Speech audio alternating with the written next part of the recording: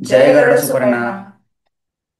श्रीमद्रङ्गशठारि योगिचरणन्यस्तात्मरक्षाभरम् श्रीमद्रङ्गशठारि वीररघुराड्लब्धाङ्गमान् तद्वयम् ईर्ष्याडम्बविवर्जितं शुभगुणैर्भान्तन्महत्त्वंशजम् वन्दे वत्सविभूषणं बुधवरं श्रीकृष्णमार्यं सदा।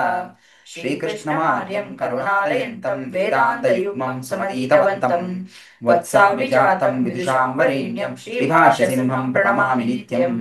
श्रीमते वात्स्य श्रीकृष्णमार्य महादेशिकाय नमः। वात्स्य श्रीकृष्णसूरीन्द्र पदपङ्कजषट्पदम् अनन्तपद्मनाभार्यं भारद्वाजम् अम्बजे। श्रीमते अनन्तपद्मनाभार्य महादेशिकाय नमः। ಮಾನಸ, ಮಹಾವತಾರ ನರಸಿಂಹ ತುಂಬಾ ಎಫರ್ಟ್ ಹಾಕಿ ಮಾಡಿದ್ದಾರೆ. ನಿಮಗೆ ಆ ಮೂವಿಲಿ ಏನ್ ಇಷ್ಟ ಆಯ್ತು? What did you like the most? ಪ್ರಹ್ಲಾದಂಗೆ ವಿಷ್ಣು ಮೇಲೆ ಇದ್ದಿದ್ದ ಅತ್ಯಂತವಾದ ಭಕ್ತಿ, ಡಿವೋಷನ್, ಅವನ ಮೇಲೆ ಇಟ್ಟಿದ್ದ ವಿಶ್ವಾಸ, ನಂಬಿಕೆ, ಟ್ರಸ್ಟ್, ಅದರಲ್ಲೂ ಅವನ ಮಹಾ ವಿಶ್ವಾಸ ಕಂಡ ತಕ್ಷಣ ನನಗೆ ಗೂಸ್ ಬಂಸೆ ಬಂದ್ಬಿಡ್ತು. ವಾವ್. ನಿಮಗೇನ್ ಇಷ್ಟ ಆಯ್ತು? ನನಗೆ ಆ ಮಹಾವತಾರ ಮೂವಿಲಿ ಒಂದು ಪರ್ಟಿಕ್ಯುಲರ್ ಸೀಲ್ ಇದೆ ಪ್ರಹ್ಲಾದಂದು, ವೇರ್ ರಾಕ್ಷಸರು ಪ್ರಹ್ಲಾದನ ಬೆಟ್ಟದಿಂದ ಕೆಳಗೆ ತಳ್ಳಬೇಕು ಅನ್ನೋ ಸೀನ್. ಅದರಲ್ಲಿ ರಾಕ್ಷಸರಿಗೆ ಒಂಥರ ಬೇಜಾರಾಗ್ಬಿಡುತ್ತೆ. ಇಷ್ಟು ಒಳ್ಳೆ ಹುಡುಗ, ಹೆಂಗೆ ಇವನ್ನ ಕೆಳಗೆ ತಳ್ಳೋದು ಅನ್ನೋ ಥರ. ಅವಾಗ ಅವ್ರು ಹೇಳ್ತಾರೆ, ಅಲ್ಲಪ್ಪ, ಇಷ್ಟು ದಿನ ನಿನ್ನ ವಿಷ್ಣು ಕಾಪಾಡ್ದ, ಬಟ್ ಇವಾಗ ಕಾಪಾಡ್ತೀನಿ ಅಂತ ಏನು ಗ್ಯಾರಂಟಿ ಇಲ್ಲ. ಸೊ ನಿನಗೇನು ಭಯ ಆಗ್ತಾ ಇಲ್ವಾ? ಏನು ಮಾಡ್ತೀವಿ ಅವ್ನು ಕಾಪಾಡದೇ ಇದ್ರೆ? ಆವಾಗ ಪ್ರಹ್ಲಾದ ಅವನು ಮಾತು ಹೇಳ್ತಾನೆ, ಹೌದು, ನೀವು ಹೇಳಿದ ಸರಿನೇ, ಈ ಸತಿ ಬರದೇ ಇರ್ಬೋದು, ಅವನ ಇಚ್ಛೆ ಅದು. ಈ ದೇಹ ಇರಬೇಕಾ, ಈ ದೇಹ ಇರಬಾರ್ದಾ, ಅದೆಲ್ಲ ಅವನ ಇಚ್ಛೆ. ಈ ಆತ್ಮ ಇಲ್ಲಿರ್ಬೇಕಾ, ಬೇರೆ ಎಲ್ಲೋ ಇರಬೇಕಾ, ಅದು ಅವನ ಇಚ್ಛೆ. ಸೊ ಅವ್ನು ಏನು ಬೇಕೋ ಹಾಗೆ ಮಾಡಲಿ ನನ್ನ ಜೊತೆಗೆ ಅಂತಾನೆ. ಇದು ಅಮೇಝಿಂಗ್ ಅನಿಸ್ತು. ಈ ಶರಣಾಗತಿ ಇದೆಯಲ್ಲ, this total surrender was mind blowing for me. It's totally fantastic ಅಂತ ಅನಿಸ್ತು ನನಗೆ. ನೀವು ಶರಣಾಗತಿ, ಸರೆಂಡರ್ ಅಂದ ತಕ್ಷಣ ನನಗೆ ಇನ್ನೊಂದು ವಿಷಯ ಜ್ಞಾಪಕ ಆಯ್ತು. ಹಾ ಹಾ. ರಾಮಾಯಣದಲ್ಲೂ ವಿಭೀಷಣ ಹೀಗೆ ರಾವಣ ಅವನನ್ನ ತುಂಬಾ ತುಚ್ಛವಾಗಿ ಕಂಡ್ಬಿಟ್ಟು ದೂರಾಟದಾಗ, ಅವನು ಕೂಡ ಅವನ ಹೆಂಡತಿ, ಮಕ್ಕಳು, ರಾಜ್ಯ ಹೌದು, ಎಲ್ಲವನ್ನೂ ಬಿಟ್ಟು ಆಕಾಶ ಮಾರ್ಗದಲ್ಲಿ ಬಂದು ರಾಮನಿಗೆ ಶರಣಾಗ್ತಾನೆ. ಸರಿಯಾಗಿ ಹೇಳಿದ್ರಿ. ಆದರೆ ಮಾನಸ, ಅವನು ಶರಣಾಗತಿ ಮಾಡಬೇಕಾದ್ರೆ ನಿಮಗೆ ಗೊತ್ತಿದೆ ಅನ್ಸುತ್ತೆ, ಸುಗ್ರೀವ ಮತ್ತು ಉಳಿದ ವಾನರರು ರಾಮ ಅವನ್ನ ನೀನು ಸೇರಿಸ್ಕೋಬೇಡ ಅಂತೆಲ್ಲ ಹೇಳ್ತಾರೆ. ನಿಮಗೆ ಗೊತ್ತಾ ಇದು? ನೀವ್ ಹೇಳಿದ್ ಸರಿ, ಆದ್ರೆ ರಾಮ ತನ್ನ ವಾದವನ್ನು ಮಂಡಿಸಿ ಎಲ್ಲಾ ವಾನರನ್ನು ಕನ್ವಿನ್ಸ್ ಮಾಡಿ ಸುಗ್ರೀವನ್ನೇ ಹೋಗಿ ವಿಭೀಷಣನ್ ಕರ್ಕೊಂಡ್ ಬಾ ಅಂತ ಕಳಿಸ್ತಾನೆ. ಅದನ್ನ ವಾಲ್ಮೀಕಿ ಈ ರೀತಿ ತೋರಿಸ್ತಾರೆ. ಆನಯೇನಂ ಹರಿಶ್ರೇಷ್ಠ ದತ್ತಮಸ್ಯ ಅಭಯಂ ಮಯ ವಿಭೀಷಣೋ ವಾ ಸುಗ್ರೀವ ಯದಿ ವಾ ರಾವಣ ಸ್ವಯಂ. ಅಂದ್ರೆ ಸುಗ್ರೀವ ವಿಭೀಷಣ ಹೋಗಿ ಕರ್ಕೊಂಡ್ ಬರ್ಬೇಕಾದ್ರೆ ಹಿಂದೆ ರಾವಣ ಬಂದಿದ್ರೆ ಮತ್ತೆ ಬಂದು ಚರ್ಚೆ ಮಾಡೋ ಅವಶ್ಯಕತೆ ಇಲ್ಲ, ವಿಭೀಷಣನ್ನೂ ರಾವಣನ್ನ ಇಬ್ರನ್ನೂ ಕರ್ಕೊಂಡ್ ಬಾ. ಸರಿಯಾಗಿ ಹೇಳಿದ್ರಿ ಮಾನಸ. ಇದೇ ಹಿರಿಯಾದ ಶ್ಲೋಕವನ್ನ ವೇದಾಂತ ದೇಶಿಕರು ತೋರಿಸ್ಕೊಟ್ಟಿದ್ದಾರೆ. ಪರಮಾರ್ಥ ಸ್ತುತಿ ಅನ್ನೋ ಒಂದು ಸ್ತುತಿಯಲ್ಲಿ, ಶರಣಾಗತ ರಕ್ಷಣ ಪ್ರತಿಮಾಂ ನ ವಿಹಾತುಂ ರಣ ಪುಂಗವಾರ್ಹಸಿತ್ವಂ ವಿದಿತಂ ಭುವನೇ ವಿಭೀಷಣೋ ವಾ ಯದಿವಾ ರಾವಣ ಇತ್ಯುದೀರಿತಂತೆ. ರಾವಣನೇ ಹಿಂದೆ ಬಂದಿದ್ರೆ ಅವನ್ನೂ ಕರ್ಕೊಂಬರಪ್ಪ ಅಂತ ಹೇಳಿ ಕಳಿಸ್ತಾನೆ. ನೀವು ಹೇಳಿ ಸರಿನೇ. ಆದರೆ ನಿಮಗೊಂದು ವಿಷಯ ಗೊತ್ತಾ ಮನಸ? ರಾಮಾಯಣವನ್ನ ದೀರ್ಘ ಶರಣಾಗತಿ ಶಾಸ್ತ್ರ ಅಂತ ಕರೀತಾರೆ. ಎಲ್ರಿಗೂ ವಿಭೀಷಣ ಶರಣಾಗತಿ ಫೇಮಸ್ ಆಗಿರೋದು ಗೊತ್ತೇ ಇದೆ.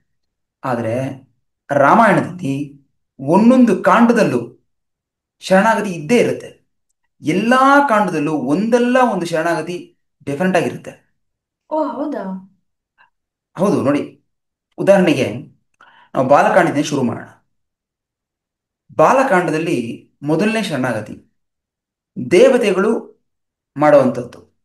ದಶರಥನ ಯಜ್ಞ ನಡೀತಾ ಇರತ್ತಲ್ಲ, ಆ, ಪುತ್ರಕಾಮೇಷ್ಟಿ ಯಜ್ಞ ಮಾಡ್ತಾ ಇರ್ತಾನೆ ಮಗನಿಗಾಗಿ. ಅಶ್ವಮೇಧ ಯಜ್ಞವನ್ನು ಮಾಡಿ ಆಮೇಲೆ ಪುತ್ರಕಾಮೇಷ್ಟಿ ಯಜ್ಞನ ಮಾಡ್ತಾ ಇರ್ತಾನೆ. ಅವಾಗ ಹವಿಸ್ಸನ್ನ ತಗೊಳಕ್ ಬಂದಿರ್ತಾರೆ ದೇವತೆಗಳು. ಅವ್ರು ಬಂದಿದ್ದಾಗ ಅಲ್ಲಿ ಮೇಲ್ಗಡೆ ಚರ್ಚೆ ನಡೀತಾ ಇದೆ ದೇವತೆಗಳ ಮಧ್ಯದಲ್ಲೇ, ಹೇಗೆ ಈ ರಾವಣನ ಕಾಟದಿಂದ ತಪ್ಪಿಸ್ಕೊಳ್ಳೋದು ನಾವು ಅಂತ. ಆ ಸಂದರ್ಭದಲ್ಲಿ ವಿಷ್ಣು ಅಲ್ಲಿಗೆ ಬರ್ತಾನೆ, ಶಂಖಚಕ್ರ ಗದಾಪಾಣಿಯಾಗಿ ಪೀತಾಂಬರಧಾರಿಯಾಗಿ ಅಲ್ಲಿಗೆ ಬರ್ತಾನೆ. ಆಗ ದೇವತೆಯರು ಬ್ರಹ್ಮನ ಲೀಡರ್ಶಿಪ್ ಅಲ್ಲಿ, ಅವನ ನೇತೃತ್ವದಲ್ಲಿ ಶರಣಾಗತಿಯನ್ನು ಮಾಡ್ತಾರೆ. ಅದನ್ನು ವಾಲ್ಮೀಕಿಗಳು ಈ ತರ ತೋರಿಸ್ಕೊಡ್ತಾರೆ. ಸಿದ್ಧ ಗಂಧರ್ವ ಯಕ್ಷಾಶ್ಚ ತತನ್ಸ್ತ್ವಾಂ ಶರಣಂಗತಾಹ ತ್ವಂ ಗತಿ ಪರಮಾದೇವ ಸರ್ವೇಷಾಂ ನಃ ಪರಂತಪ. ಅಂದ್ರೆ ಸಿದ್ಧರು, ಗಂಧರ್ವರು, ದೇವತೆಗಳು ಎಲ್ಲರೂ ಶ್ರೀಹರಿಯರನ್ನ ಬೇಡ್ಕೋತಾರೆ, ನೀವೇ ನಮಗೆ ಗತಿ, ನಿಮ್ಮನ್ನು ಬಿಟ್ಟರೆ ನಮ್ಮನ್ನು ಯಾರೂ ಕಾಪಾಡೋರಿಲ್ಲ, ಹಾಗಾಗಿ ನೀವೇ ಈ ರಾವಣನ ಕಷ್ಟದಿಂದ ನಮ್ಮನ್ನ ಕಾಪಾಡಬೇಕು ಅಂತ ಕೇಳ್ಕೊತಾರೆ. ಆಗ ಶ್ರೀಹರಿ ಅದಕ್ಕೆ ಒಪ್ಪಿ, ತಾನು ದಶರಥನ ಮಗನಾಗಿ ಹುಟ್ಟುತ್ತೀನಿ, ನಿಮಗೆ ರಾವಣನ ಕಾಟವನ್ನು ನಿವಾರಣೆ ಮಾಡಿಕೊಡ್ತೀನಿ ಅಂತ ಅಭಯವನ್ನು ಕೊಡ್ತಾನೆ. ಸೊ ಇಲ್ಲಿಗೆ ದೇವತೆಗಳ ಈ ಮೊದಲನೇ ಶರಣಾಗತಿ ಫಲಿಸ್ತು. It was it gave fruits. ಇನ್ನು ಎರಡನೇ ಶರಣಾಗತಿ ಮತ್ತೆ ಮೂರನೇ ಶರಣಾಗತಿ ನಡೆಯೋದು ವಿಶ್ವಾಮಿತ್ರರ ಜೊತೆಯಲ್ಲಿ. ಅಂದ್ರೆ ತ್ರಿಶಂಕು ನಮಗೆಲ್ಲ ಗೊತ್ತೇ ಇದೆ, ಅವನೊಬ್ಬ ರಾಜ. ಆ, ಸಶರೀರವಾಗಿ ಅಂದ್ರೆ ಇದೇ ದೇಹದಿಂದ, ಇರೋ ದೇಹದಿಂದಾನೇ ಸ್ವರ್ಗಕ್ಕೆ ಹೋಗ್ಬೇಕು ಅಂತ ಆಸೆ ಪಟ್ಟವನು. ಅವನು ವಿಶ್ವಾಮಿತ್ರರನ್ನ ಹೋಗಿ ಶರಣಾಗ್ತಾನೆ. ವಿಶ್ವಾಮಿತ್ರರು ತಮ್ಮ ತಪೋಬಲವನ್ನು ಯೂಸ್ ಮಾಡಿ ಬಳಸಿ ಅವನ್ನ ಸ್ವರ್ಗಕ್ಕೆ ಕಳಿಸ್ತಾರೆ. ಆದ್ರೆ ಸ್ವರ್ಗದಲ್ಲಿ ಇಂದ್ರ ಅವನ್ನ ಕೆಳಗೆ ತಳ್ಳಿಬಿಡ್ತಾನೆ, ಎಡಗಾಲಿಂದ ಒದ್ದು ಕಳಿಸ್ಬಿಡ್ತಾನೆ. ಆವಾಗ ತಮ್ಮ ಉಳಿದ ತಪೋಬಲವನ್ನ ಬೆಳೆಸಿ ಇನ್ನೊಂದು ಸ್ವರ್ಗವನ್ನೇ ಮಾಡಿಕೊಟ್ಟು ತ್ರಿಶಂಕುನ ಅಲ್ಲಿ ಇರಿಸ್ತಾರೆ. ಅದಕ್ಕೆ ತ್ರಿಶಂಕು ಸ್ವರ್ಗ ಅಂತ ಕರೀತಾರೆ. ಸೊ ಅಲ್ಲಿ ತ್ರಿಶಂಕುಗೂ ಅವನು ಬೇಕಾದಂತ ಒಂದು ಫಲ ಸಿಗುತ್ತೆ, ಅವನ ಶರಣಾಗತಿ ಮಾಡಿದ್ದಕ್ಕೆ ವಿಶ್ವಾಮಿತ್ರ ಹತ್ರ. ಮತ್ತೊಂದು ಸ್ಟೋರಿ ಏನು ಅಂದ್ರೆ, ಕಥೆ ಏನು ಅಂದ್ರೆ, ಇದು ಉಪಕಥೆ. ವಿಶ್ವಾಮಿತ್ರರ ಕಥೆ ಬರ್ಬೇಕಾದ್ರೆ ಬರುತ್ತೆ. ವಿಶ್ವಾಮಿತ್ರರ ರಿಲೇಟಿವ್ ಸುನಶ್ಶೇಪ ಅಂತ, ಅವನು ಯಾಗದಲ್ಲಿ ಬಲಿಯೋಗ ಅಂತ ಒಂದು ಸಂದರ್ಭ. ಅವನು ವಿಶ್ವಾಮಿತ್ರರನ್ನ ಹೋಗಿ ಶರಣಾಗ್ತಾನೆ. ವಿಶ್ವಾಮಿತ್ರ ಅವನಿಗೆ ಒಂದು ಇಂದ್ರನ ಮಂತ್ರವನ್ನ ಕೊಡ್ತಾರೆ. ಆ ಜಪವನ್ನ ಮಾಡಿ ಅವನು ಇಂದ್ರನ ಒರೆಸ್ಕೊಂಡ್ಬಿಡ್ತಾನೆ. ಇಂದ್ರನೇ ಬಂದು ಸುನಶ್ಶೇಪನ್ನ ಕಾಪಾಡ್ತಾನೆ. ಸೊ ಅಲ್ಲಿಗೆ ಸುನಶ್ಶೇಪನಿಗೂ ಶರಣಾಗತಿಯ ಫಲ ಸಿಕ್ಕದ ಹಾಗೇನೆ. ಮುಂದೆ ಅಯೋಧ್ಯಾಕಾಂಡ. ಅಯೋಧ್ಯಾಕಾಂಡದಲ್ಲಿ ಮೊಟ್ಟ ಮೊದಲಿಗೆ ಇರುವಂತ ಶರಣಾಗತಿ ಲಕ್ಷ್ಮಣನ ಶರಣಾಗತಿ. ಈ ಲಕ್ಷ್ಮಣನ ಶರಣಾಗತಿ ತುಂಬಾ ಮುಖ್ಯವಾದದ್ದು. ಏನಕ್ಕೆ ಅಂದ್ರೆ ಇದು ದ್ವಯ ಮಂತ್ರವನ್ನ ಸೂಚಿಸುತ್ತೆ ಅಂತ ಹೇಳ್ತಾರೆ ನಮ್ಮ ಹಿರಿಯರು. ಇಲ್ಲಿ ವಾಲ್ಮೀಕಿಗಳು ಇದನ್ನು ಹೇಗೆ ಪೋಟ್ರೆ ಮಾಡಿದ್ದಾರೆ ಅಂದ್ರೆ, ಸಭ್ರಾತುಶ್ಚರಣೌ ಗಾಢಂ ನಿಪೀಡ್ಯ ರಘುನಂದನ ಸೀತಾಮುವಾಚ ಅತಿಶಯ ರಾಘವಂಚ ಮಹಾಭ್ರತಂ ಅಂತ ಹೇಳಿದ್ದಾರೆ. ಅಂದ್ರೆ ಸೀತೆಯನ್ನು ಮುಂದಿಟ್ಕೊಂಡು ರಾಮನ ಕಾಲುಗಳನ್ನ ಗಟ್ಟಿಯಾಗಿ ಅಪ್ಕೊಂಡ್ಬಿಡ್ತಾನಂತೆ. ಗಟ್ಟಿಯಾಗಿ, ಹೇಗೆ ಹಾವು ಒಬ್ಬರನ್ನ ಸುತ್ಕೊಂಡ್ಬಿಡುತ್ತಲ್ವ ಹಾಗೆ ಹಿಡ್ಕೊಂಡ್ಬಿಟ್ಟಿದ್ದಾನೆ ಅಂತ. ಇವಾಗ ನಮ್ಗೆ ಗೊತ್ತು, ಲಕ್ಷ್ಮಣ ಆದಿಶೇಷನ ಅವತಾರ ಅಲ್ವಾ. ಸೊ ಅವನು ಆದಿಶೇಷನ ಅವತಾರ ಆಗಿರೋ ಕಾರಣಕ್ಕೆ ಹಾವಿನ ತರ ಹಿಡಿಯೋದ್ರಲ್ಲಿ ಏನು ವಿಸ್ಮಯ ಇಲ್ಲ, ಆಶ್ಚರ್ಯ ಏನಿಲ್ಲ. ಹಾಗೆ ಹಿಡಿದ್ಬಿಟ್ಟು ಅವನು ಕೇಳ್ಕೊತಾನೆ, ಶರಣಾಗತಿಯನ್ನು ಮಾಡ್ತಾನೆ.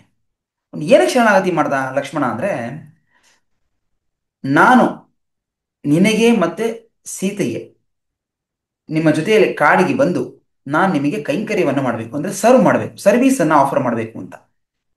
ಅದನ್ನ ವಾಲ್ಮೀಕಿಗಳು ಒಂದು ಮುಂದಿನ ಶ್ಲೋಕದಲ್ಲಿ ತೋರಿಸ್ಕೊಡ್ತಾರೆ.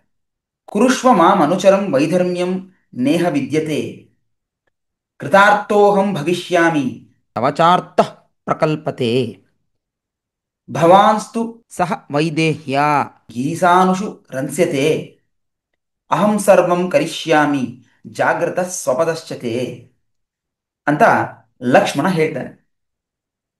ಏನಪ್ಪಾ ಅರ್ಥ ಅಂದ್ರೆ, ನಾನು ನೀವಿಬ್ರು ಹೋಗಿ ಕಾಡಿನಲ್ಲಿ ರಮಿಸಿ, ನಾನ್ ನಿಮಗೆ, ನೀವು ಜಾಗೃತ ಅವಸ್ಥೆಯಲ್ಲಿ ಅಂದ್ರೆ ಅವೇಕನ್ ಸ್ಟೇಟಲ್ಲಿ ಇದ್ದಾಗೂ ನಿಮಗೆ ಸರ್ವ್ ಮಾಡ್ತೀನಿ. ನೀವು ಮಲ್ಕೊಂಡು ಇದ್ದಾಗ್ಲೂ, ಸ್ವಪ್ನಾವಸ್ಥೆಯಲ್ಲಿ ಇದ್ದಾಗ್ಲೂ, ಸುಷುಪ್ತಿ ಅವಸ್ಥೆಯಲ್ಲಿ ಇದ್ದಾಗ್ಲೂ, ಯಾವ ಸ್ಥಿತಿಯಲ್ಲಿ ಇದ್ದಾಗ್ಲೂ ನಾನ್ ನಿಮಗೆ ಎಲ್ಲವನ್ನೂ ಮಾಡ್ತೀನಿ. ಅಹಂ ಸರ್ವಂ ಕರಿಷ್ಯಾಮಿ, ಎಲ್ಲವನ್ನೂ ಮಾಡ್ಕೊಡ್ಬೇಕು ಅಂತ ನನಗೆ ಆಸೆ. I want to serve you ಅಂತ. ಸೊ ಇಲ್ಲಿ ಮೊದಲನೇ ಸಾಲು ದ್ವಯಮಂತ್ರದ್ದು, ನಾನು ಶರಣಾಗ್ತೀನಿ ಅಂತ. ಹೇಗೆ? ಸೀತೆಯನ್ನ ಮುಂದಿಟ್ಕೊಂಡು, ತಾಯಾರನ್ನ ಮುಂದಿಟ್ಕೊಂಡು ರಾಮನಿಗೆ ಶರಣಾಗ್ತೀನಿ ಅಂತ. ಅದೇ ದ್ವಯಮಂತ್ರದ ಮೊದಲನೇ ಸಾಲು. ಎರಡನೇ ಸಾಲು ಏನು ದ್ವಯಮಂತ್ರದ್ದು ಅಂದ್ರೆ, ಸೀತೆಯಲ್ಲಿ ಜೊತೆಯಲ್ಲಿ ಇರುವ ರಾಮನಿಗೆ ಅಥವಾ ತಾಯಾರ ಜೊತೆಯಲ್ಲಿ ಇರುವಂತಹ ಪೆರುಮಾಳಿಗೆ ನಾನು ಸರ್ವ್ ಮಾಡ್ತೀನಿ, ಕೈಂಕರ್ಯವನ್ನು ಮಾಡ್ತೀನಿ ಅನ್ನೋದು. ಇದೆರಡೂ ಲಕ್ಷ್ಮಣನ ಈ ಶರಣಾಗತಿಯಿಂದ ಕ್ಲಿಯರ್ ಆಗಿ ಗೊತ್ತಾಗತ್ತೆ. ಹಾಗಾಗಿ ತುಂಬಾ ಮುಖ್ಯವಾದ ಒಂದು ಶರಣಾಗತಿ ಅಂತ ಹೇಳ್ತಾರೆ. ಇದರ ನಂತರ ಯಾರ ಶರಣಾಗತಿ? ಭರತ. ಸರಿಯಾಗಿ ಹೇಳಿದ್ರಿ. ಲಕ್ಷ್ಮಣ ಶರಣಾಗತಿ ಆಯ್ತು, ಒಬ್ಬ ತಮ್ಮಂದು. ಇನ್ನೊಬ್ಬ ತಮ್ಮ, ಇವನು ಶರಣಾಗತಿ ಮಾಡ್ತಾ ಇರೋದು ಏನಕ್ಕೆ ಅಂದ್ರೆ, ನಾನು ಕಾಡಿಗೆ ನಿನ್ ಜೊತೆ ಬರ್ತೀನಿ ಅಂತಲ್ಲ. ಇವನು ಏನ್ ಹೇಳ್ತಾ ಇದ್ದಾನೆ ಅಂದ್ರೆ, ಅಣ್ಣ ನೀನು ಕಾಡು ಬಿಟ್ಟು ನಾಡಿಗೆ ಬರಬೇಕು, ಅಯೋಧ್ಯೆಯನ್ನು ನೀನು ಆಳ್ಬೇಕು ಅಂತ. ನೀನ್ ಕಾಡಲ್ಲಿ ಇರ್ಕೂಡ್ದು, ಬಂದ್ಬಿಡು ಅಂತ ಶರಣಾಗತಿಯನ್ನು ಮಾಡ್ತಾನೆ. ಇದು ಫಲಿಸ್ತಾ ಈ ಶರಣಾಗತಿ? ಆ ತಕ್ಷಣ ಬರ್ಲಿಲ್ವಲ್ಲ ರಾಮ. ಸರಿಯಾಗಿ ಹೇಳಿದ್ರಿ. ರಾಮ ತಕ್ಷಣಕ್ಕೆ ಬರಲಿಲ್ಲ, ನಿಜಾನೇ. ಹಾಗಾಗಿ ಕೆಲವರು ಇದು ಈ ಶರಣಾಗತಿ ವಿಫಲವಾಗ್ಬಿಡ್ತು ಅಂತ ಹೇಳ್ತಾರೆ. ಹಾಗೆ ಹೇಳೋದು ಸರಿಯಾಗ್ಲಿಕ್ಕಿಲ್ಲ. ಏನಕ್ಕೆ ಅಂದ್ರೆ ರಾಮ ಬರ್ತಾನೆ, 14 ವರ್ಷ ಬಿಟ್ಟು ಬರ್ತಾನೆ, ಹ್ಮ್. ಅಲ್ವಾ? ಹ್ಮ್. So there is a delay, agree. ಏನಕ್ಕೆ ಈ ಡಿಲೇ ಬಂತು? ಗಮನಿಸಿದ್ರೆ ಒಂದ್ 2-3 ಕಾರಣಗಳನ್ನ ವಿದ್ವಾಂಸರು ಹೇಳ್ತಾರೆ. ಹ್ಮ್. ಒಂದು, ಆಲ್ರೆಡಿ ದೇವತೆಯರು ಶರಣಾಗತಿಯನ್ನ ಮಾಡಿದ್ರು ರಾವಣ ಸಂಹಾರಕ್ಕಾಗಿ, ರಾವಣನಿಂದ ಆ ಕಷ್ಟ ಪರಿಹಾರಕ್ಕಾಗಿ. ಸೊ ಹಾಗಾಗಿ ಅದನ್ನು ನೆರವೇರಿಸ್ತೀನಿ ಅಂತ ಅವನು ಹೇಳ್ಬಿಟ್ಟಿದ್ದಾನೆ. ಸೊ ಆ ಒಂದು ಮುಖ್ಯವಾದ ಒಂದು ಕರ್ತವ್ಯ ಇದೆ ಅವನಲ್ಲಿ. ಅದು ಒಂದು. ಎರಡನೇದು, ಹಾಗಾದ್ರೆ ದೇವರಿಗೆ ಎರಡನ್ನೂ ಮಾಡೋ ಸಾಮರ್ಥ್ಯ ಇರಲಿಲ್ಲ ಅಂದ್ರೆ ಖಂಡಿತ ಇದೆ ರಾಮನಿಗೆ. ಆದ್ರೆ ಇಲ್ಲಿ ಕೆಲವು ನುವಾನ್ಸ್ಡ್ ವಿಷಯಗಳಿದೆ. ಏನು ಅಂದ್ರೆ, ಭರತ ತುಂಬಾ ಶೋಕದಲ್ಲಿರ್ತಾನೆ, ಕ್ರೋಧಕ್ಕೆ ಬಂದ್ಬಿಡ್ತಾನೆ. ಯಾವಾಗ ತನ್ನ ತಂದೆ ತೀರ್ಕೊಂಡ್ಬಿಟ್ರು, ಕೈಕೇಯ ಈ ವರದಿಂದ, 2 ವರದಿಂದ ರಾಮ ಕಾಡಿಗೆ ಹೋಗ್ಬೇಕಾಯ್ತು, ದಶರಥ ಮಣಿದು ಬಿಟ್ಟ ಅಂತ ಗೊತ್ತಾಗುತ್ತಲ್ಲ, ಅವಾಗ ತುಂಬಾ ಶೋಕದಲ್ಲಿ ಹೋಗ್ಬಿಡ್ತಾನೆ. ತುಂಬಾ ಕ್ರೋಧ ಬಂದ್ಬಿಡುತ್ತೆ ಅವನಿಗೆ. ಆವಾಗ ಕೈಕೇಯನ್ನ ಬೈದು ಬಿಡ್ತಾನೆ, ಹೀಗೆ ಮಾಡ್ಬಿಟ್ಟಿಯಲ್ಲ ನೀನು ಅಂತ. ಕ್ರೋಧದಲ್ಲಿ ಮಾಡಿರ್ತಾನೆ, ಅಷ್ಟೇ, ಶೋಕದಲ್ಲಿ ಮಾಡಿರ್ತಾನೆ. ಹಾಗೆ ಇನ್ನೊಮ್ಮೆ ಏನಾಗುತ್ತೆ ಅಂದ್ರೆ, ವಶಿಷ್ಠರು ಭರತನ್ನ ಮಹಾರಾಜ ಅಂತ ಸಂಬೋಧಿಸ್ಬಿಡ್ತಾರೆ. ಅದು ಹಿಡಿಸೋದಿಲ್ಲ ಭರತನಿಗೆ. ಅವ್ರನ್ನೂ ಸ್ವಲ್ಪ ಕ್ರಿಟಿಸೈಸ್ ಮಾಡ್ಬಿಡ್ತಾನೆ, ಹೇಗೆ ನೀವು ಹೇಳ್ಬೋದು ಈ ರೀತಿಯಾಗಿ ಅಂತ. ಸೊ ಗುರಿ ಹಿರಿಯರನ್ನ ನಿಂದಿಸುವಂತ ಒಂದು ತಪ್ಪನ್ನ ಮಾಡ್ಬಿಟ್ಟಿದ್ದಾನೆ. ಅದು ಶೋಕದಲ್ಲೇ ಮಾಡಿದ್ದಾನೆ, ನಿಜ. ಶತ್ರುಘ್ನ ಮುಂದೆ ಆ ಮಂತ್ರೆಯನ್ನ ದಂಡಿಸಕ್ ಹೋದಾಗ ಭರತನೇ ತಡಿತಾನೆ, ಹೀಗೆ ನೀವು ಮಾಡಬಾರದು ಶತ್ರುಘ್ನ. ಏನಕ್ಕೆ ಅಂದ್ರೆ, ದೊಡ್ಡವ್ರನ್ನ ಅಥವಾ ಬೇರೆಯವ್ರನ್ನ ನಾವು ಹಿಂಸೆ ಮಾಡಿದ್ರೆ ಅಥವಾ ದಂಡಿಸಿದ್ರೆ, ಅದು ಈ ರೀತಿಯಾದಂಥ ಕಾರಣಗಳಿಗೆ ಅದು ರಾಮನಿಗೆ ಹಿಡಿಸೋದಿಲ್ಲ, ರಾಮ ನಮ್ಮನ್ನ ದೂರ ಸರಿಸ್ಬಿಡ್ತಾನೆ ಅನ್ನೋ ಒಂದು ಆತಂಕವನ್ನ ತೋರಿಸ್ತಾನೆ. ಹಾಗಾದ್ರೆ ಇವನಿಗೆ ಅದು ಗೊತ್ತಿತ್ತು, ಆದರೆ ಆ ಶೋಕದಲ್ಲಿ, ಆ ಕ್ರೋಧದಲ್ಲಿ ಈ ರೀತಿಯಾದಂಥ ಮಾತುಗಳು ಆಚೆ ಬಂದ್ಬಿಡುತ್ತೆ ಭರತನಿಂದ. ಇದು ಒಂದು ಕಾರಣ, ಗುರು ಹಿರಿಯರನ್ನ ನಿಂದಿಸಿದ್ದು ನಿನ್ಸ್- ಅನ್ನೋದು.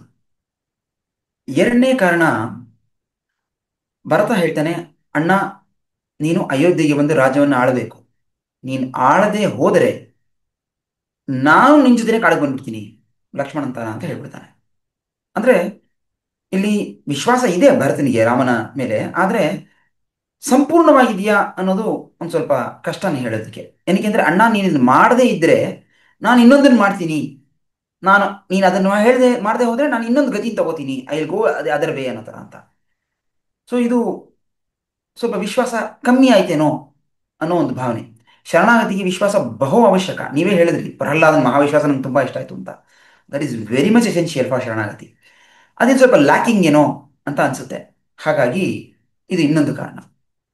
ಮೂರನೇದು ಏನು ಅಂದ್ರೆ, ಭರತ ಅಣ್ಣ ನೀನ್ ರಾಜ್ಯವನ್ನ ತಗೋ ಅಂತ ಹೇಳ್ಬೇಕಾದ್ರೆ ತವ ರಾಜ್ಯಂ ಅಂತ ಬೆಳೆಸ್ಬಿಡ್ತಾನೆ.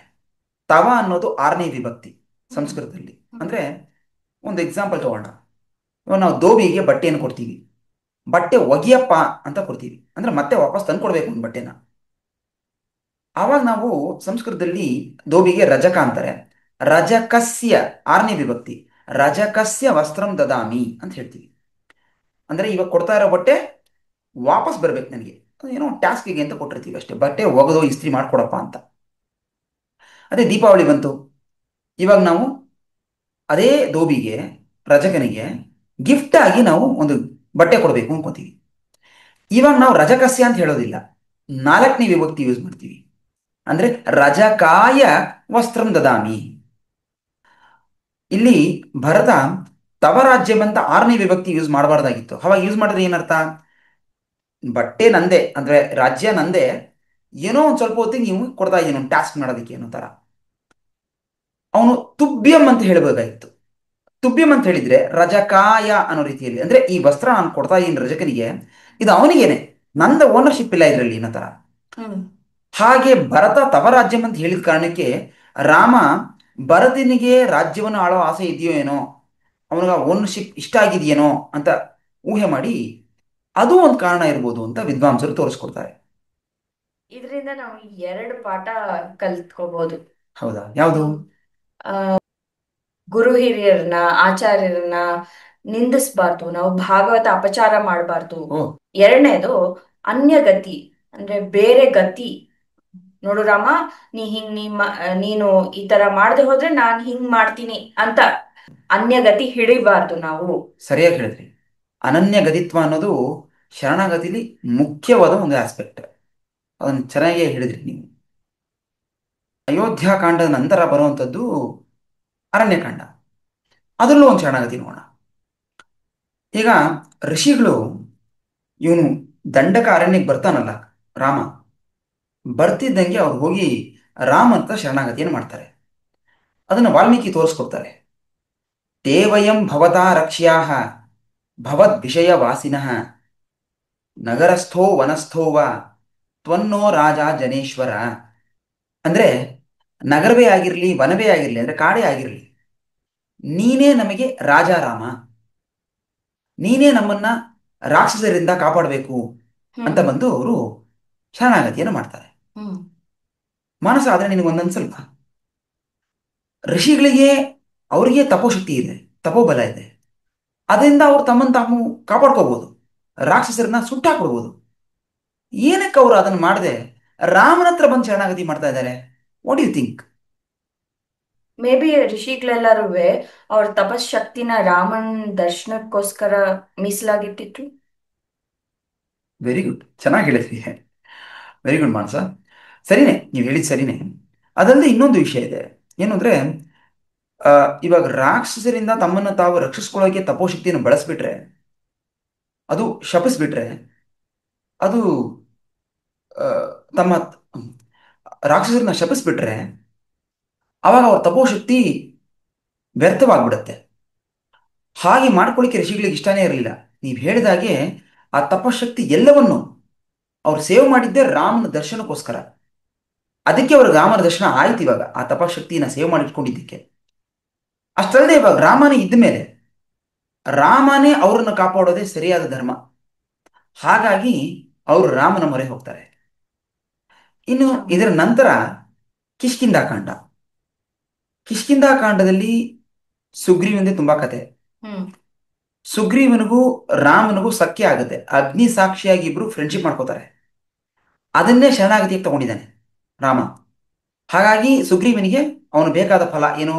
ವಾಲಿಯ ಸಂಹಾರ ಮತ್ತೆ ರಾಜ್ಯ. ಅದು ಎರಡು ಸುಗ್ರೀವನಿಗೆ ಸಿಗೋ ತರ ಮಾಡ್ತಾನೆ ರಾಮ. ಆದ್ರೆ ಇದಕ್ಕೆ ಮುಂಚೆ ಸುಗ್ರೀವ ಇನ್ನೊಂದು ಶರಣಾಗತಿ ಮಾಡಿದ್ದ. ಫ್ಲಾಶ್ ಬ್ಯಾಕ್ ಅಲ್ಲಿ ಬರುತ್ತೆ ಅಷ್ಟೊತ್ತಿಗೆ. ಏನು ಅಂದ್ರೆ, ಸುಗ್ರೀವ ವಾಲಿ ಅಂತ ಶರಣಾಗತಿ ಮಾಡಿದ್ದ. ಅಂದ್ರೆ ವಾಲಿ ತೀರ್ಕೊಂಬಿಟ್ಟ ಅನ್ನೋ ಕಾರಣಕ್ಕೆ ಸುಗ್ರೀವ ರಾಜ ಆಗಿರ್ತಾನೆ. ವಾಲಿ ಹಿಂತಿರುಗಿ ಬರ್ತಾನೆ. ವಾಲಿ ಕೋಪ ಬರುತ್ತೆ, ಇವನು ರಾಜ್ಯಕ್ಕೋಸ್ಕರ ನನ್ನನ್ನು ಮುಗಿಸೋದಕ್ಕೆ ವ್ಯವಸ್ಥೆ ಮಾಡಿದ್ದ ಗುಹೆಯಲ್ಲಿ ಅಂತ ಹೇಳಿ ಕೋಪ ಮಾಡ್ಕೋತಾನೆ. ಅವನು ಸುಗ್ರೀವನ್ನ ಆ, ಅವನು ಸುಗ್ರೀವನ ದಂಡಿಸಕ್ಕೆ ಹೋಗ್ತಾನೆ. ಸುಗ್ರೀವ ಕಾಲಕ್ಕೆ ಬೀಳ್ತಾನೆ. ಅವನು ಹೇಳ್ತಾನೆ, ನಾನು ಇನ್ನಸೆಂಟ್, ಇದು ಎಲ್ಲಾ ಮಂತ್ರಿಗಳು ಎಲ್ಲಾ ವಾನರರು ಕೇಳ್ಕೊಂಡಿದ್ದಕ್ಕೋಸ್ಕರ ನಾನು ರಾಜ್ಯಭಾರವನ್ನು ಸ್ವೀಕರಿಸಿದ್ದೇನೆ ಹೊರತು ನನಗೆ ರಾಜ್ಯದ ಮೇಲೆ ಯಾವ ಆಸೆನೂ ಇಲ್ಲ, ನೀನೇ ರಾಜ ಆಗು ಅಂತ ಹೇಳ್ತಾನೆ. ಆದ್ರೂ ಅವನ ಕೋಪ ತಣ್ಣಗಾಗೋದಿಲ್ಲ ವಾಲಿದು. ಸುಗ್ರೀವನ ಅಟ್ಟಾಡ್ಸ್ಕೊಂಡು ಹೋಗ್ತಾನೆ ವಾಲಿ. ಆವಾಗ ಸುಗ್ರೀವ ಋಷಿಮುಖ ಪರ್ವತಕ್ಕೆ ಹೋಗ್ತಾನೆ. ಯಾಕೆಂದ್ರೆ ವಾಲಿ ಋಷಿಮುಖ ಪರ್ವತಕ್ಕೆ ಬರೋದಿಲ್ಲ, ಶಾಪ ಇದೆ ಅನ್ನೋ ಕಾರಣಕ್ಕೆ ಅಲ್ಲೇ ಇರ್ತಾನೆ. ಅಲ್ಲಿ ಇವಾಗ ರಾಮನ ಭೇಟಿ ಆಗಿರೋದು. ಇದು ಫ್ಲಾಶ್ ಬ್ಯಾಕ್ ಅಲ್ಲಿ ಬರೋ ಒಂದು ಶರಣಾಗತಿ. ಇದು ಆದ್ರೆ ವಿಫಲವಾಯಿತು. ವಾಲಿ ಅದಕ್ಕೇನು ಗಣನೆ ಕೊಡ್ಲಿಲ್ಲ. ಹ್ಮ್ ಸುಗ್ರೀವ ಇನ್ನೂ ಒಂದು ಶರಣಾಗತಿ ಮಾಡುವಂತ ಪರಿಸ್ಥಿತಿ ಬರುತ್ತೆ. ಹ್ಮ್ ಅದು ಯಾವಾಗ ಅಂದ್ರೆ, ರಾಮ ಸುಗ್ರೀವನ ರಾಜ್ಯಾಭಿಷೇಕವನ್ನು ಮಾಡಿಕೊಟ್ಟು ಮಳೆಗಾಲ ಮುಗಿದ ಮೇಲೆ ನೀನು ವಾನರನ್ನ ಎಲ್ಲ ದಿಕ್ಕಲ್ಲೂ ಕಳ್ಸೋಕೆ ವ್ಯವಸ್ಥೆ ಮಾಡು ಅಂತ ಹೇಳಿರ್ತಾನೆ. ಇವಾಗ ಮಳೆಗಾಲ ಮುಗ್ದಿದೆ, ಆದ್ರೆ ಏನು ಕಮ್ಯುನಿಕೇಶನ್ ನಡೀತಾ ಇಲ್ಲ. ಸುಗ್ರೀವ ಏನು ಹೇಳೇ ಕಳಿಸಿಲ್ಲ. ಅವಾಗ ಲಕ್ಷ್ಮಣನ ಕಳಿಸ್ತಾನೆ, ಹೋಗಿ ನೋಡಪ್ಪ, ಸ್ವಲ್ಪ ಬಿಸಿ ಮುಟ್ಸು ಸುಗ್ರೀವನಿಗೆ, ಆದ್ರೆ ನಮ್ಮ ಮಿತ್ರತ್ವ ಹಾಳಾಗದೇ ಇರೋ ತರ ನೋಡ್ಕೊ ಅಂತ ಹೇಳಿ ಕಳಿಸ್ತಾನೆ ಲಕ್ಷ್ಮಣನ. ಹ್ಮ್ ಲಕ್ಷ್ಮಣನ ಒಂದೇ ಕೋಪ, ನಮ್ಮಣ್ಣ ಇಷ್ಟು ಹೆಲ್ಪ್ ಮಾಡ್ದ ಇವನಿಗೆ, ಆದ್ರೆ ಈ ಸುಗ್ರೀವನಿಗೆ ಕೃತಜ್ಞತೆನೇ ಇಲ್ಲ ಅಂತ ಹೇಳಿ ಹೋಗಿ ಜೋರಾಗಿ ಬಾಗಿಲು ಬಡಿತಾನೆ. ಆವಾಗ ಸುಗ್ರೀವನಿಗೆ ಹೆದರಿಕೆ ಆಗ್ಬಿಡುತ್ತೆ. ಓ, ಎಡವಟ್ಟಾಗ್ಬಿಟ್ಟಿದೆ, ಆಂಜನೇಯ ಅವಾಗ ಒಂದನ್ನ ಹೇಳಿ ಕಳಿಸ್ತಾನೆ ಸುಗ್ರೀವನಿಗೆ. ಕೃತಾಪರಾಧಸ್ಯ ಹಿದೇ ನಾಣ್ಯತ್ ಪಶ್ಯಾಮಿ ಅಹಂ ಕ್ಷಮಂ ಅಂತರೇನ ಅಂಜಲಿಂ ಬದ್ಧ್ವಾ ಲಕ್ಷ್ಮಣಸ್ಯ ಪ್ರಸಾದನಾತ್. ಸುಗ್ರೀವ, ನೀನು ಎರಡು ಕೈಯನ್ನು ಜೋಡಿಸಿ ಅಂಜಲಿ ಮುದ್ರೆನ ಇಟ್ಕೊಂಡು ಲಕ್ಷ್ಮಣನ ಮುಂದೆ ಹೋಗಪ್ಪ. ಏನಕ್ಕೆ ಅಂದ್ರೆ ನೀನು ಅಪರಾಧ ಮಾಡಿಬಿಟ್ಟಿದೀಯಾ, ಇದಕ್ಕೆ ಬೇರೆ ಗತಿನೇ ಇಲ್ಲ. ನೀನು ಅವನು ಹೋಗಿ ಕ್ಷಮಾಪಣೆಯನ್ನು ಕೇಳು ಅಂಜಲಿ ಬದ್ಧನಾಗಿ ಅಂತ ಹೇಳಿ ಕಳಿಸ್ತಾನೆ. ಸುಗ್ರೀವ ಹಾಗೆ ಮಾಡ್ತಾನೆ. ಹ್ಮ್. ಸುಗ್ರೀವ ಹೋಗಿ ಹೀಗೆ ಮಾಡಿ ಕ್ಷಮೆಯನ್ನು ಕೇಳಿ, ನೀವು ಯಜಮಾನರು, ನಾನು ದಾಸ ಇದ್ದ ಹಾಗೆ, ನೀವು ನನ್ನ ಮೇಲೆ ಕರುಣೆ ತೋರಿಸ್ಬೇಕು, ಕ್ಷಮೆಯನ್ನು ನೀಡಬೇಕು ಅಂತ ಕೇಳ್ಕೊತಾನೆ. ಇದು ಲಕ್ಷ್ಮಣಿಗೆ ಒಂಥರ ಪೆಚ್ಚಾಗ್ಬಿಡುತ್ತೆ. ಏನಕ್ಕೆ ಅಂದ್ರೆ ಅಣ್ಣ ಸ್ವಲ್ಪ ಬಿಸಿ ಮುಟ್ಸು, ಆದ್ರೆ ನಮ್ಮ ಮಿತ್ರತ್ವ ಹಾಳಾಗ್ಬಾರ್ದು ಅಂತ ಹೇಳಿದ್ದ. ಇಲ್ಲಿ ನೋಡಿದ್ರೆ ನೀವು ಯಜಮಾನ, ನಾನು ದಾಸ ಅಂತ ಹೇಳೋಕೆ ಶುರು ಮಾಡ್ತಾ ಇದ್ದೇನೆ. ಅದೊಬ್ಬ ರಾಜ, ವಾನರ ರಾಜ. ಅದು ಒಂಥರ ಹಿಂಸೆ ಆಗ್ಬಿಡುತ್ತೆ ಪಾಪ ಲಕ್ಷ್ಮಣನಿಗೆ. ಲಕ್ಷ್ಮಣ ಆಮೇಲೆ ಇಲ್ಲ ಇಲ್ಲ, ಆ, ರಾಮನ್ ತಾಪ ನೋಡಿ. ರಾಮನ ತಾಪ ನೋಡಿ, ತಪನವನ್ನು ನೋಡಿ ನನಗೆ ಶೋಕ ಉಂಟಾಗ್ಬಿಟ್ಟು ನಾನು ಹಿಂಗೆ ಮಾಡಿಬಿಟ್ಟೆ. ನಾನು ಹೇಳಿದಂತಹ ಮಾತನ್ನ ನೀನು ತುಂಬಾ ಮನಸ್ಸಿಗೆ ಹಚ್ಕೋಬೇಡ ಅನ್ನೋ ಥರ ಆ, ಸುಗ್ರೀವನಿಗೆ ಹೇಳ್ತಾನೆ ಲಕ್ಷ್ಮಣ. ಆದರೆ ನಾವು ಇದರಲ್ಲಿ ಮುಖ್ಯವಾಗಿ ಒಂದು ಗಮನಿಸ್ಬೋದು. ಸುಗ್ರೀವ ಅಪಚಾರ ಮಾಡಿದ್ದು ಭಗವಂತನಿಗೆ, ಅಂದ್ರೆ ರಾಮನಿಗೆ ಹ್ಮ್. ಅಲ್ವಾ? ಹ್ಮ್. ಆದ್ರೆ ಅವನು ಕ್ಷಮಾಪಣೆ ಕೇಳಿದ್ದು ಲಕ್ಷ್ಮಣನಲ್ಲಿ. ಸರಿಯಾಗಿ ಹೇಳಿದ್ರಿ. ಅಂದ್ರೆ ಭಗವಂತನಿಗೆ ಅಪಚಾರ ಮಾಡಿದ್ರೆ ಅದನ್ನ ಭಗವಂತನ ಹತ್ರನೂ ನಿವಾರಣೆ ಮಾಡ್ಕೋಬಹುದು, ಅಥವಾ ಭಾಗವತನಾದಂತಹ ಲಕ್ಷ್ಮಣ ಹತ್ರನೂ ನಿವಾರಣೆ ಮಾಡ್ಕೋಬಹುದು. ಆದ್ರೆ ಭಾಗವತ ಅಪಚಾರನ ಮಾಡಿಬಿಟ್ರೆ ಅದಕ್ಕೆ ಬೇರೆ ಗತಿನೇ ಇಲ್ಲ. ಆ ಅದೇ ಭಾಗವತರನ್ನ ಹೋಗಿ ಹಿಡಿಲೇಬೇಕು. ಅಂಬರೀಷನ್ ಕತೆ ಇದ್ದಂಗೆಲ್ಲ. ಸರಿಯಾಗಿ ಹೇಳಿದ್ರಿ. ಅಂಬರೀಷನ್ ಕಥೆಯಲ್ಲಿ ದೂರ್ವಾಸರ ಕೊನೆಗೆ ಅಂಬರೀಷನೇ ಬಂದು ಕೇಳ್ಕೊತಾರೆ. ಸರಿಯಾಗಿ ಹೇಳಿದ್ರಿ. ನಂತರ ಬರುವುದು ಸುಂದರಕಾಂಡ. ಅದರಲ್ಲಿ ಯಾವ ಶರಣಾಗತಿ? ಸುಂದರಕಾಂಡದಲ್ಲಿ ಒಂದು ಶರಣಾಗತಿ ಇವಾಗ ಹೇಳ್ತೀನಿ, ಆದ್ರೆ ಅದು ಆಕ್ಚುಲಿ ನಡೆದಿದ್ದು ಅರಣ್ಯಕಾಂಡದಲ್ಲಿ. ಅದನ್ನ ಹೇಳ್ತಾ ಇರೋದು ಸೀತೆ ಹನುಮಂತನಿಗೆ ಸುಂದರಕಾಂಡದಲ್ಲಿ. ಅಂದ್ರೆ ಹ್ಮ್. ಫ್ಲಾಶ್ ಬ್ಯಾಕ್ ಟೆಕ್ನಿಕ್ ಯೂಸ್ ಮಾಡಿದ್ದಾರೆ ಇಲ್ಲಿ ವಾಲ್ಮೀಕಿ. ಓ. ಇದು ಕಾಕಾಸುರ ವೃತ್ತ ಅಂತ. ಹ್ಮ್. ಅಂದ್ರೆ ರಾಮ ಮತ್ತೆ ಸೀತೆಯರು ಸಿದ್ಧಾಶ್ರಮದಲ್ಲಿ ಇರ್ತಾರೆ. ಅಲ್ಲಿ ಇಬ್ರು ಏಕಾಂತದಲ್ಲಿ ಸಂತೋಷದಿಂದ ಇರ್ತಾರೆ. ರಾಮ ಸೀತೆಯ ಮಡಿಲಲ್ಲಿ ಮಲಗಿರ್ತಾನೆ. ಅವಾಗ ಒಂದು ಕಾಗೆ ಕುದೃಷ್ಟಿ ಇಟ್ಟು ಸೀತೆಯ ಮೇಲೆ ಅವಳ ಎದೆ ಭಾಗದ ಮೇಲೆ ಬಂದು ಕೂತು ಕುಕ್ಕು ಬಿಡುತ್ತೆ. ಸೀತೆಗೆ ತುಂಬಾ ಹರ್ಟ್ ಆಗುತ್ತೆ, ಬ್ಲಡ್ ಊಸ್ ಔಟ್ ಆಗ್ತಾ ಇರುತ್ತೆ. ಅವಳು ತುಂಬಾ ಕೋಮಲೆ ಅಲ್ವಾ, ಶಿ ಸ್ಟಾರ್ಟ್ಸ್ ಟ್ರೆಂಬ್ಲಿಂಗ್. ಇದರಿಂದ ರಾಮನಿಗೆ ಎಚ್ಚರ ಆಗುತ್ತೆ. ರಾಮ ಎಚ್ಚರ ಆಗಿ ನೋಡ್ತಾನೆ, ಸೀತೆಯ ಎದೆ ಭಾಗದಲ್ಲಿ ರಕ್ತ. ಏನಾಯ್ತು ಅಂತ ಕೇಳ್ತಾನೆ.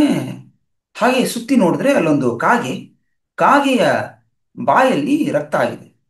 ರಾಮನಿಗೆ ಅರ್ಥ ಆಗ್ಬಿಡುತ್ತೆ, ಅವನು ಇಂಗಿತಜ್ಞ. ತಕ್ಷಣವೇ ಕುಶ ಅನ್ನೋ ಹುಲ್ಲನ್ನ ಅಥವಾ ದರ್ಬೆಯನ್ನ ಕೈ ತಗೊಂಡು ಬ್ರಹ್ಮಾಸ್ತ್ರವನ್ನ ಅಭಿಮಂತ್ರಿಸಿ ಕಾಗೆ ಮೇಲೆ ಬಿಟ್ಬಿಡ್ತಾನೆ. ಕಾಗೆ ಎಲ್ಲಾ ದಿಕ್ಕಿನಲ್ಲಿಯೂ ಓಡುತ್ತೆ ಓಡುತ್ತೆ ಓಡುತ್ತೆ, ತಪ್ಪಿಸ್ಕೊಳ್ಳೋಕೆ ಟ್ರೈ ಮಾಡುತ್ತೆ. ವಾಲ್ಮೀಕಿಗಳು ಒಂದು ಶ್ಲೋಕದಲ್ಲಿ ಹೇಳ್ತಾರೆ, ಬ್ರಹ್ಮ ಸ್ವಯಂಭೂ ಚತುರಾನನೋವ ರುದ್ರಸ್ತ್ರಿನೇತ್ರ ತ್ರಿಪುರಾಂತಕೋವ ಇಂದ್ರೋ ಮಹೇಂದ್ರೋ ಸುರನಾಯಕೋವ ತ್ರಾತುಂ ನ ಶಕ್ತಾಹ ಯುಧಿರಾಮವಧ್ಯಂ. ಅಂದ್ರೆ ಈ ಕಾಗೆ ಬ್ರಹ್ಮಲೋಕಕ್ಕೆ ಹೋಗುತ್ತೆ, ಕೈಲಾಸಕ್ಕೆ ಹೋಗುತ್ತೆ, ತನ್ನ ತಂದೆ ಇರುವಂತಹ ಸ್ವರ್ಗಲೋಕಕ್ಕೆ ಅಂದ್ರೆ ಇಂದ್ರ ಇರೋ ಸ್ಥಳಕ್ಕೆ ಹೋಗುತ್ತೆ, ಎಲ್ರನ್ನೂ ಬೇಡ್ಕೊಳ್ಳುತ್ತೆ ನನ್ನ ಕಾಪಾಡಿ ಅಂತ. ಆದರೆ ಸ್ವಯಂ ತಂದೆನೂ ಸಹ ಇಲ್ಲಪ್ಪ, ಯಾರನ್ನ ರಾಮ ಮುಗಿಸ್ಬೇಕು ಅಂತ ಯೋಚನೆ ಮಾಡ್ಬಿಟ್ಟಿದ್ದಾನೋ ಅವ್ರನ್ನ ಯಾರಿಂದನೂ ಕಾಪಾಡ್ಲಿಕ್ಕೆ ಆಗೋದಿಲ್ಲ, ರಾಮ ಬಾಣಕ್ಕೆ ಎಣೆ ಇಲ್ಲ ಅಂತ ಹೇಳ್ಬಿಟ್ಟು ಕಳಿಸ್ಬಿಡ್ತಾರೆ. ಕಾಗೆಗೆ ಬೇರೆ ಗತಿನೇ ಇಲ್ಲದೆ ಮೂರು ಲೋಕಗಳನ್ನು ಸುತ್ತಿ ಕೊನೆಗೆ ಅದು ರಾಮನ ಕಾಲಿಗೆ ಬಂದು ಬೀಳುತ್ತೆ. ಅದನ್ನ ವಾಲ್ಮೀಕಿಗಳು ಹೇಳ್ತಾರೆ, ತ್ರೀನ್ ಲೋಕಾನ್ ಪರಿಕ್ರಮ್ಯ ತ್ವಮೇವ ಶರಣಂಗತಃ ಅಂತ ಹೇಳಿ ಈ ಕಾಗೆ ಬಂದು ರಾಮನ ಕಾಲಿಗೆ ಬೀಳುತ್ತೆ ಅಂತ. ಅವಾಗ ರಾಮ ಏನ್ ಮಾಡ್ತಾನೆ, ಸತಂ ನಿಪತಿತಂ ಭೂಮೌ ಶರಣ್ಯ ಶರಣಾಗತಂ ವದಾರ್ಹಮಪಿ ಕಾಕುತ್ಸ್ಥಃ ಕೃಪಯ ಪರ್ಯಪಾಲಯತ್. ಸೀತೆ ಹೇಳ್ತಾ ಇದ್ದಾಳೆ, ಈ ರೀತಿ ವಧೆಗೆ ಅರ್ಹನಾದಂತಹ ಅಂದ್ರೆ ಡೆತ್ ಸೆಂಟೆನ್ಸ್ಗೆ ಎಲಿಜಿಬಲ್ ಆಗಿರತಕ್ಕಂತಹ ಈ ಕಾಗೆನ ಅವನು ಬಂದು ಕಾಲಿಗೆ ಬಿದ್ದ ಅನ್ನೋ ಒಂದೇ ಒಂದು ಕಾರಣಕ್ಕೆ ಹ್ಮ್. ನೀನು ಕರುಣೆಯನ್ನು ತೋರಿಸಿ, ಕೃಪೆಯನ್ನು ತೋರಿಸಿ ಅವನಿಗೆ ಪ್ರಾಣ ಭಿಕ್ಷೆಯನ್ನು ಕೊಟ್ಟೆ. ಇದು ಫ್ಲಾಶ್ ಬ್ಯಾಕ್ ಅಲ್ಲಿ ನಾವು ನೋಡಿದಂತ ಸುಂದರಕಾಂಡದ ಶರಣಾಗತಿ. ಸುಂದರಕಾಂಡದಲ್ಲಿ ನಂಗೆ ಇನ್ನೊಂದು ಶರಣಾಗತಿ ಜ್ಞಾಪಕ ಬರ್ತಾ ಇದೆ. ಹಾ, ಹೇಳಿ. ಸೀತೆ ಅಶೋಕವನದಲ್ಲಿ ಇದ್ದಾಗ ಹಾ. ರಾಕ್ಷಸಿರು ಸೀತೆನ ತುಂಬಾ ಕಾಟ ಕೊಡ್ತಾ ಇರ್ತಾರೆ, ರಾವಣನ ಒಪ್ಕೋ ಒಪ್ಕೋ ಅಂತ.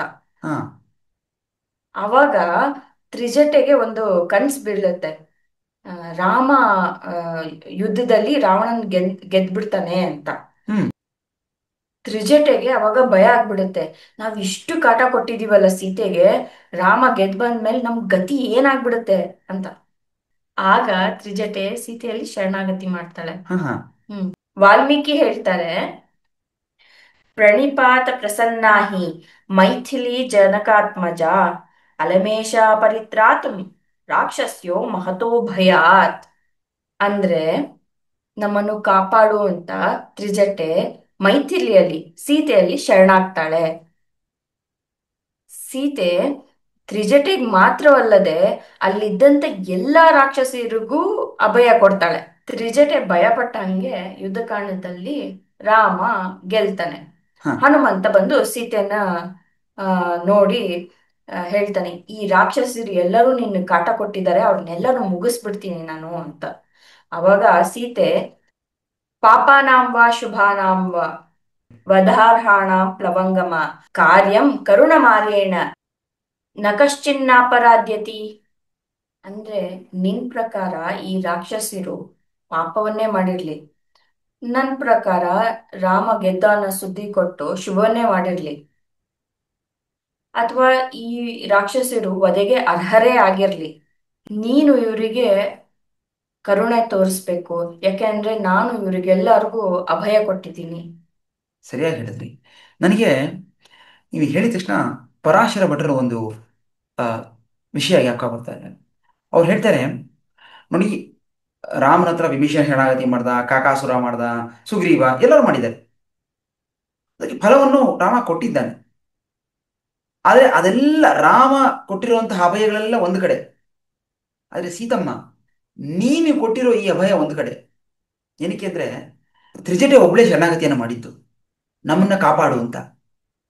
ಸೀತೆ ಅದು ಒಂದನ್ನೇ ಇಟ್ಕೊಂಡು, ತ್ರಿಜಟೆಯ ಒಂದೇ ಒಂದು ಶರಣಾಗತಿ ಇಟ್ಕೊಂಡು ಎಲ್ಲಾ ರಾಕ್ಷಸಿಯರನ್ನು ಕಾಪಾಡ್ತಾಳೆ. ಹ್ಮ್ ಸೊ ರಾಮನ ಅಷ್ಟೂ ಶರಣಾಗತಿ ಮತ್ತೆ ನಿನ್ನ ಶರಣಾಗತಿ ನೋಡಿದ್ರೆ ನಿಂದೇ ಮೇಲುಗೈ ಅಂತ ಪರಾಶರ ಭಟ್ರು ಅನುಭವಿಸ್ತಾರೆ ಸೀತಮ್ಮನ ಈ ಕರುಣೆಯನ್ನ, ಈ ಅಭಯ ಪ್ರದಾತವನ್ನ, ಈ ಅಭಯ ಪ್ರದಾನ ಮಾಡೋ ಒಂದು ಸಿರಿಯನ್ನ. ಹ್ಮ್ ಮುಂದಕ್ಕೆ ಬರೋದು ನೀವೇ ಹೇಳ್ಬಿಟ್ರಿ, ಯುದ್ಧಕಾಂಡ. ಯುದ್ಧಕಾಂಡದಲ್ಲಿ ವಿಭೀಷಣ ಶರಣಾಗತಿ ಪ್ರಖ್ಯಾತವಾಗಿದೆ. ವಿಭೀಷಣ ಶರಣಾಗತಿ ಆದ್ಮೇಲೆ ಏನಾಗುತ್ತೆ ಅಂದ್ರೆ ಹೊಸ ಟೀಮ್ ಬರಲ್ವಾ ವಿಭೀಷಣ, ಅವನ ಎಂತೂಸಿಯಾಸಮ್ ಇಂದ ಆ, ರಾಮ ನೀನು ಸಮುದ್ರರಾಜನ ಹತ್ರ ಶರಣಾಗತಿಯನ್ನು ಮಾಡು ಅಂತ ಹೇಳ್ಬಿಡ್ತಾನೆ. ಆವಾಗ ನಿನಗೆ ಸಮುದ್ರರಾಜ ಜಾಗ ಕೊಡ್ತಾನೆ. ಸಮುದ್ರಂ ರಾಘವೋ ರಾಜ ಶರಣಂ ಗಂತುಮರ್ಹತಿ ಅಂತ ಹೇಳ್ತಾನೆ. ರಾಮನು ಹಾಗೇನೆ 3 ದಿನ ಶರಶಯನ ಮಾಡಿ with full rules and regulation ಶರಣಾಗತಿ ಮಾಡ್ತಾನೆ. ಸಮುದ್ರ ಏನ್ ಜಾಗ ಕೊಡೋದಿಲ್ಲ. ರಾಮನಿಗೆ ಕೋಪ ಬಂದ್ಬಿಡುತ್ತೆ. ರಾಮ ಲಕ್ಷ್ಮಣನಿಗೆ ಹೇಳ್ತಾನೆ, ಚಾಪಮಾನಯ ಸೌಮಿತ್ರೆ ಸರಾಂಶ್ಚ ಆಶಿ ವಿಶೋಪಮಾನ್ ಸಾಗರಂ ಶೋಷಯಿಷ್ಯಾಮಿ ಪದ್ಭ್ಯಾಂ ಯಾಂತು ಪ್ಲವಂಗಮಾಹ. ಅಂದ್ರೆ ಸೌಮಿತ್ರಿ, ಲಕ್ಷ್ಮಣ, ನನ್ನ ಬಿಲ್ಲು ಬಾಣವನ್ನ ತಗೊಂಡ್ ಬಾ, ಆಗ್ನೇಯಾಸ್ತ್ರವನ್ನ ವಿಷದಲ್ಲಿ ಅದ್ದಿ ತಗೊಂಡ್ ಬಾ, ಈ ಸಮುದ್ರನೇ ಬತ್ ಹಾಕ್ಬಿಡ್ತೀನಿ ನಾನು. ಆಗ ಈ ವಾನರರು ಎಲ್ಲರೂ ನಡ್ಕೊಂಡೇ ಸಮುದ್ರವನ್ನು ದಾಟ್ಕೊಂಡು ಹೋಗ್ಬೋದು ಅಂತ ಹೇಳ್ಬಿಡ್ತಾನೆ. ಇದು ಹೇಳ್ತಿದ್ದಂಗೆ ಸಮುದ್ರ ರಾಜ ಓಡ್ ಬರ್ತಾನೆ. ಓಡ್ ಬಂದು ಸಮುದ್ರ ರಾಜ ನನ್ನ ಕ್ಷಮಿಸ್ಬಿಡು ಅಂತ ಹೇಳಿ ಶರಣಾಗತಿಯನ್ನು ಮಾಡ್ತಾನೆ ರಾಮನಿಗೆ. ಅಂದ್ರೆ ರಾಮ ಮಾಡಿ ಶರಣಾಗತಿ ಫಲಿಸ್ಲಿಲ್ಲ, ಸಮುದ್ರ ರಾಜ ಬಂದು ರಾಮನ ಹತ್ರ ಶರಣಾಗತಿ ಮಾಡ್ತಾನೆ, ಅದು ಫಲಿಸುತ್ತೆ. ಹಾಗೆ ಸಮುದ್ರ ರಾಜ, ನೀನು ಕಲ್ಲನ್ನು ಹಾಕಿ ಸೇತುವೆಯನ್ನು ಕಟ್ಟಿ ನೀನು ಈ ಕಡೆಯಿಂದ ಅಕ್ಕರೆಗೆ ಲಂಕೆಗೆ ಹೋಗು ಅಂತ ದಾರಿಯನ್ನ ಹೇಳ್ಬಿಡ್ತಾನೆ. ಇದು ಯುದ್ಧಕಾಂಡದಲ್ಲಿ ಬರುವಂತ ಶರಣಾಗತಿಗಳು. ಯುದ್ಧಕಾಂಡದ ನಂತರ ಬರೋದು ಉತ್ತರಕಾಂಡ. ಉತ್ತರಕಾಂಡದಲ್ಲಿ ಒಂದು ಶರಣಾಗತಿ ನೋಡೋಣ. ದೇವತೆಗಳಿಗೂ ರಾಕ್ಷಸರಿಗೂ ಒಂದು ಯುದ್ಧ. ರಾವಣನ ಟೀಮಲ್ಲಿ ಇದ್ನಲ್ಲ ಮಾಲ್ಯವಾನ್, ಅವನು ಯುದ್ಧದಲ್ಲಿ ಪಾಲ್ಗೊಳ್ತಾ ಇದ್ದಾನೆ. ಹ್ಮ್ ದೇವತೆಯರು ವಿಷ್ಣುವನ್ನ, ನಾರಾಯಣನ ಹೋಗಿ ಮೊರೆ ಹೋಗ್ತಾರೆ. ನಮಗೆ ನೀನು ದಯವಿಟ್ಟು ನಮ್ಮನ್ನ ಕಾಪಾಡು, ಈ ರಾಕ್ಷಸರನ್ನ ಅಳಿಸಿಕೊಡು ಅಂತ. ಆಗ ಈ ವಿಷ್ಣು ರಾಕ್ಷಸರ ಮೇಲೆ ಬೀಳ್ತಾನೆ. ರಾಕ್ಷಸರು ಸೋಲಕ್ ಶುರು ಆಗ್ತಾರೆ. ಅವರು ಹೆದರ್ಕೊಂಡು ಎಲ್ಲವನ್ನು ಬಿಟ್ಟು ಓಡಕ್ ಶುರು ಮಾಡ್ತಾರೆ. ಓಡಕ್ ಶುರು ಮಾಡಿದ್ರು ಈ ನಾರಾಯಣ ಬಿಡ್ತಾ ಇಲ್ಲ. ಅಟ್ಟಿಸ್ಕೊಂಡು. ರಾಕ್ಷಸನ ಅಟ್ಟಿಸ್ಕೊಂಡು ಹೋಗ್ತಾ ಇದ್ದಾನೆ. ಸರಿಯಾಗಿ ಹೇಳಿದ್ರಿ, ಅಟ್ಟಿಸ್ಕೊಂಡು ಹೊಡಿತಾ ಇದ್ದಾನೆ. ಮಾಲ್ಯವಾನಿಗೆ ಇದೇನಿದು, ಸರಿಯಾಗಿಲ್ವಲ್ಲ ಇದು ಅಂತ ಅನ್ಸುತ್ತೆ. ಅವನು ಹೇಳ್ತಾನೆ, ನಾರಾಯಣ ನ ಜಾನೀಷೆ ಕ್ಷಾತ್ರಂ ಧರ್ಮಂ ಸನಾತನಂ ಅಯುದ್ಧಮನಸೋ ಭಗ್ನಾನ್ ಅಸ್ಮಾನ್ ಹಂಸಿ ಯಥೇತರಃ ಅಂತ ಹೇಳ್ತಾನೆ. ಅಂದ್ರೆ ನಾರಾಯಣನಿಗೆ ಕ್ಷಾತ್ರಧರ್ಮೇ ಗೊತ್ತಿಲ್ವೇ? ಯಾರಾದ್ರೂ ನಾನು ಯುದ್ಧ ಬೇಡ ಅಂತ ಹೇಳಿ ಆಯುಧಗಳನ್ನ ಬಿಸಿಟು ಓಡಿ ಹೋಗ್ತಾ ಇದ್ರೆ ಅವ್ರನ್ನ ಕ್ಷತ್ರಿಯರು ಯಾರು ಹೊಡಿತಾರ? ಆಗ ನಾರಾಯಣ ಉತ್ತರಿಸ್ತಾನೆ, ಹೌದಪ್ಪ, ನೀ ಹೇಳಿದ್ ಸರಿ, ಇದು ಕ್ಷತ್ರಿಯ ಧರ್ಮ ಅಲ್ಲ. ಆದ್ರೆ ನೀನೇನು ನನ್ನ ನಾರಾಯಣ ಅಂತ ಕರೆದಿಯಲ್ಲ, ನಾನು ನಾರಾಯಣ ಧರ್ಮವನ್ನು ಪಾಲಿಸ್ತಾ ಇದ್ದೀನಿ. ನನಗೆ ದೇವತೆಯರು ಬಂದು ಶರಣಾಗತಿಯನ್ನು ಮಾಡಿದ್ದಾರೆ, ಹಸುರನ್ನು ಅಳಿಸ್ಕೊಡು ಅಂತ. ಹಾಗಾಗಿ ನಾನು ಹ್ಮ್. ಆ ಶರಣಾಗತನ ಸಂರಕ್ಷಣೆ ಮಾಡೋದಕ್ಕಾಗಿ ಹ್ಮ್. ನಿಮ್ಮನ್ನ ಅಳಿಸ್ತೀನಿ. ಹ್ಮ್. ಇದೇ ನನ್ನ ವ್ರತ, ಶರಣಾಗತ ಸಂರಕ್ಷಣೈಕ ದೀಕ್ಷಿತ ಅಂತ ದೇಶಿಕರು ರಘುವೀರ ಗದ್ಯಮೆಲ್ಲ ಅದಕ್ಕೆ ಹೇಳೋದು. ಹ್ಮ್. ಸೊ ಹೀಗಾಗಿ ನಾವು ಥ್ರೂಔಟ್ ರಾಮಾಯಣ ಎಲ್ಲಾ ಕಾಂಡದಲ್ಲೂ ಇವಾಗ ಕೆಲವೊಂದು ಶರಣಾಗತಿಗಳನ್ನ ನೋಡಿದ್ದೀವಿ. ಇಷ್ಟೇ ಅಲ್ಲ, ಇನ್ನೂ ಹೆಚ್ಚಾಗಿದೆ. ಬಟ್ ಕಾಲಾವಕಾಶದಲ್ಲಿ ಇರುವಂತಹ ಮಿತಿಯಲ್ಲಿ ನಾವು ಇಷ್ಟು ಶರಣಾಗತಿಗಳನ್ನ ಆಸ್ವಾದಿಸಿದ್ದೀವಿ. ಇವಾಗ ಇನ್ನೊಂದು ಪ್ರಶ್ನೆ ಹ್ಮ್. ನಿಮಗೆ. ಹ್ಮ್. ಶರಣಾಗತಿ ಮಾಡಿದ್ರೆ ಮೋಕ್ಷ ಸಿಗುತ್ತೆ ಅಥವಾ ಶರಣಾಗತಿ ಮಾಡೋದ್ರಿಂದ ನಮಗೆ ಫಲ ಸಿಗುತ್ತೆ ಅನ್ನೋದು ಸಹಜ. ಆದ್ರೆ ಅಯೋಧ್ಯೆಯಲ್ಲಿರುವಂತಹ ಆ ಹುಲ್ಲು ಕಡ್ಡಿ ಇವು ಯಾವುದು ಶರಣಾಗತಿ ಮಾಡಲಿಲ್ಲ ಅಲ್ವಾ? ಹೌದು. ಆದ್ರೆ ಇವೆಲ್ಲವೂ ರಾಮನ ಜೊತೆ ವೈಕುಂಠಕ್ಕೆ ಹೋಯ್ತಲ್ಲ, ಹೇಗೆ? ಆ ಹೌದು. ಹೇಗ್ ಸಾಧ್ಯ ಇದು? ಅದನ್ನ ಇನ್ನೊಂದು ಎಪಿಸೋಡಲ್ಲಿ ನೋಡೋಣ. ಜಯಗಢ ಜೈ ಗರುಡ ಸುಪರ್ಣ. ಸುಪರ್ಣ.